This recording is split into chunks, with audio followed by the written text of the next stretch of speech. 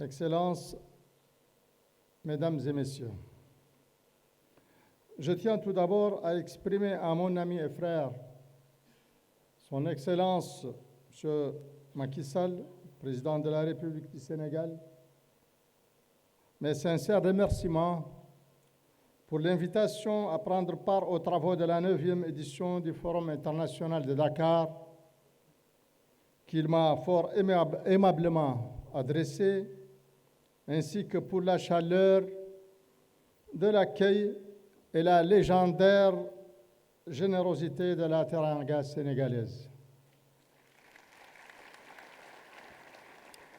Je voudrais aussi souligner toute l'actualité et toute la pertinence de la thématique à laquelle est consacrée cette 9e édition du Forum, l'Afrique des potentiels et des solutions face aux défis sécuritaires et à l'instabilité institutionnelle.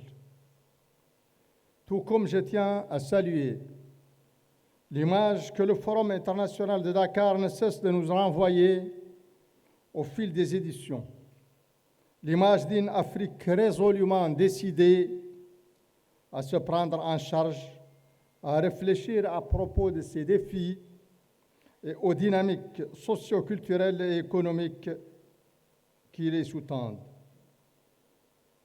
Une Afrique qui n'attend plus les solutions conçues ailleurs, mais qui œuvre à construire les siennes à travers les échanges, le dialogue et l'innovation.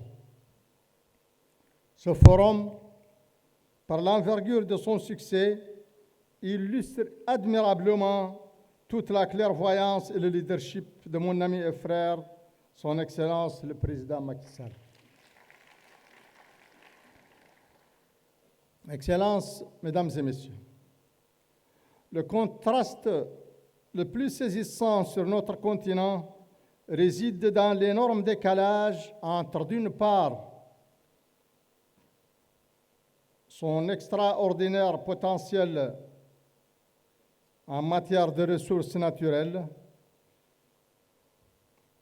de position géostratégique et de ressources humaines jeunes et dynamiques, qui aurait dû en faire un espace de paix, de stabilité et de développement, et d'autre part sa réalité objective, souvent faite de pauvreté, de sous-développement, d'insécurité et d'instabilité sociale et institutionnelle.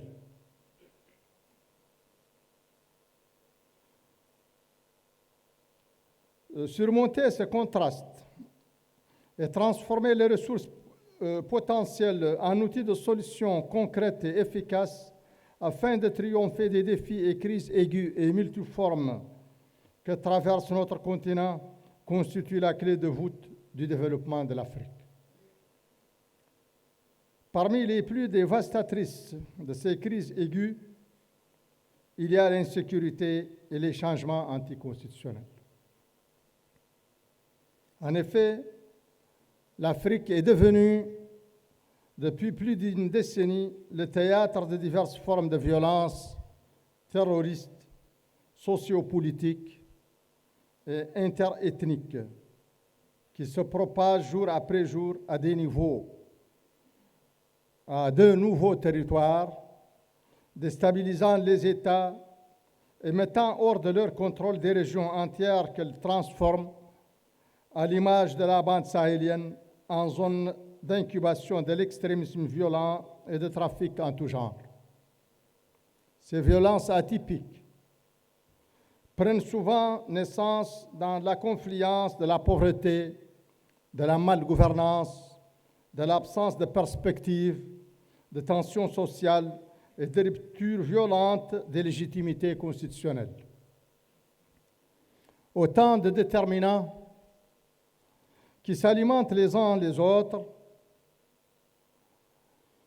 tendent à enfermer notre continent dans le dramatique cercle vicieux du sous-développement, de l'insécurité et de l'instabilité institutionnelle.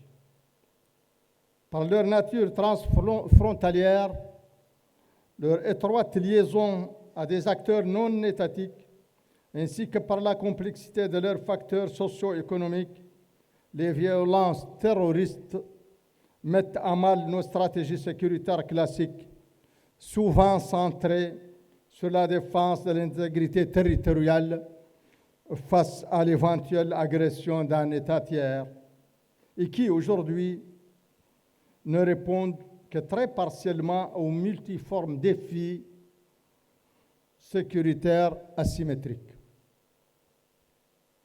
Pour faire face à cette insécurité qui sévit en Afrique et à son corollaire immédiat, l'instabilité institutionnelle, nous devons travailler à libérer notre énorme potentiel en matière de ressources et de construction des solutions innovantes par l'amélioration de la gouvernance politique et sociale, la gouvernance politique, la gouvernance sociale, la gouvernance économique au sein de nos États en vue de construire un développement durable assurant une prospérité partagée.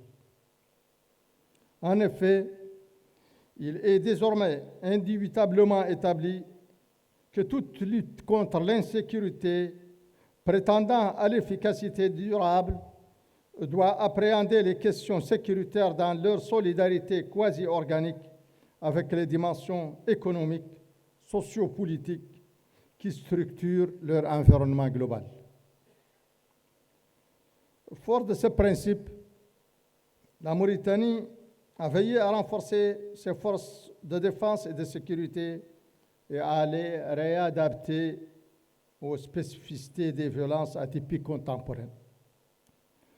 Mais, dans le même temps, elle a polarisé son action sur la lutte contre la pauvreté et la précarité, le renforcement des institutions démocratiques, la promotion des libertés fondamentales et de l'état de droit dans un cadre général de réforme en profondeur de son système économique pour jeter les bases d'un développement durable.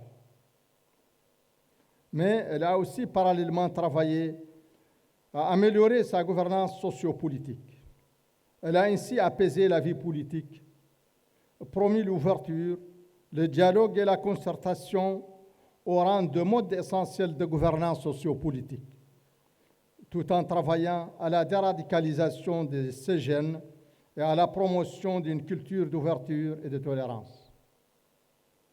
Jusqu'ici, les résultats en matière de sécurité, de stabilité et de cohésion sociale sont plutôt probants. Mais, conscient qu'au égard au caractère transfrontalier du terrorisme et de l'extrémisme, nul ne peut se sentir durablement en sécurité que pour autant que ses voisins le sont. Nous avons mis en place, avec nos voisins les plus directement menacés, l'organisation du G5 Sahel, qui a mobilisé autour d'elle de nombreuses initiatives internationales de soutien et a aussi amélioré sensiblement notre capacité collective à prévenir et à réagir efficacement face aux attaques terroristes. Certes, le G5 aujourd'hui traverse une phase plutôt critique due au retrait de la République sœur du Mali et à la forte recrudescence de rupture de la légitimité constitutionnelle dans son espace. Je parle de l'espace du G5 de façon générale. Mais il s'en remettra, j'en suis sûr. Et le combat collectif contre le terrorisme et l'insécurité se poursuivra sans relâche. Il y va de l'intérêt de la sous-région et du continent dans son ensemble. Ce combat contre l'insécurité est aussi celui de l'Union africaine, qui, à travers son architecture de paix et de sécurité, lutte contre l'insécurité et les changements anticonstitutionnels par le biais du Conseil de paix et de sécurité et ses multiples mécanismes de soutien, comme entre autres le système continental d'alerte rapide et la force africaine en attente. mais c'est aussi celui des initiatives de coordination des efforts pour la lutte contre l'insécurité développées dans le cadre des communautés économiques régionales comme la CEDEAO. Mais pour être réellement efficace, ce combat contre l'insécurité et l'instabilité doit s'accompagner d'énormes efforts d'amélioration de la gouvernance politique, sociale et économique. L'agenda 2063 de l'Union africaine, en posant comme premier objectif la construction d'un développement durable, laisse entendre que c'est seulement dans le cadre d'un développement inclusif, garantissant une prospérité partagée, que peut être résolument envisagé l'objectif de faire taire les armes durablement, voire définitivement en Afrique. Ce développement inclusif, avec ce qu'il présuppose comme amélioration significative de la gouvernance économique et sociopolitique, est aussi l'une des conditions principales pour espérer mettre fin définitivement à l'instabilité institutionnelle. Certes, l'Union africaine, à travers ses instruments juridiques existants, ainsi que ses multiples déclarations et décisions comme celle d'Alger en 1999, de Lomé en 2000 et d'Accra en 2022, a fait de la lutte contre le changement anticonstitutionnel son cheval de bataille. Et je salue aussi ses importants efforts dans ce sens, tout comme je salue ceux des communautés économiques régionales, notamment la CEDEAO. Cependant, en dépit de ce vertueux engagement collectif, nous assistons aujourd'hui à une recrudescence aussi inquiétante qu'inadmissible des changements anticonstitutionnels. Il y a donc urgence à redoubler d'efforts en vue de construire des États réellement de droit, de bâtir des véritables démocraties capables d'assurer dans la paix, dans la stabilité et la transparence l'alternance au pouvoir. Pour cela, il va falloir œuvrer en vue de permettre à tous l'accès dans l'équité aux conditions d'une vie décente. Mais aussi et surtout, il va falloir travailler à apaiser la vie politique, à dépasser par le dialogue et le consensus les dissensions sociales et les animosités interethniques. Dans ce cadre, il me plaît ici de souligner l'importance du capital social et du savoir local des sociétés africaines dans la prévention, la gestion et la résolution des conflits. Le potentiel de solution qu'offre ce capital social doit être mis à contribution.